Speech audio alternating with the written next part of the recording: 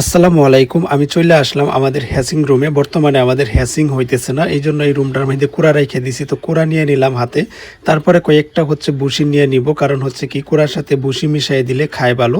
তো ভুসি নিয়ে আমি কিন্তু ঘর থেকে বাড়াইয়া যাইতেছি। আর ঘর থেকে বাড়াইয়া সিধা আমি চলে যাইতেছি আমার আব্বার ঘরের ভিতরে।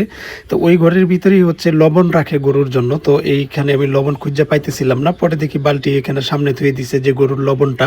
তো লবণ হাতে নিয়ে নিলাম। লবণ নিয়ে একদম কুড়া আর ভুসির মধ্যে সুন্দর করে মিশিয়ে দিতেছি। তো সুন্দর করে মিশিয়ে দিয়ে আমি চলে যাইতেছি আমাদের চাপ কলে। তো এই চাপ কলের মধ্যে কয়েকটা চাপ দিয়ে পানি বার করে এই কুড়াগুলোকে সুন্দর করে একটু মিশাই নিব।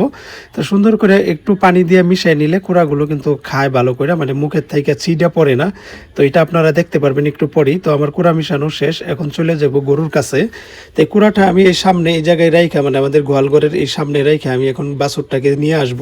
আর এই বাছুরটাকে আমরা একটু আলাদাভাবে খাবার দেওয়ার কারণ হচ্ছে এটাই যে এই বাছুরটা কিন্তু এই আমরা কিনে আনছি কিছুদিন আগে। তো বাছুরটা দুধ খাইতো, তো গায়ের থেকে আলাদা করে নিয়ে আসছি। তো এই জন্য এর আলাদা করে একটু খাবার দিলে তখন দেখা গেছে পেট ভরা থাকলে আর কান্নাকাটি করে না, নয়তো একটু কান্নাকাটি করে। তো এই কুড়া দিছি, দেখেন কুড়া কি সুন্দর করে খাইতেছে। এই বেশিরভাগই কিন্তু কুড়া খায়, মানে ঘাসের চাইতে কুড়া বেশি খায়। মানে যেখানে আগে ছিল ওনারা হয়তো কুড়া বা ভুসি এই ধরনের কিছু খাওয়াইছে।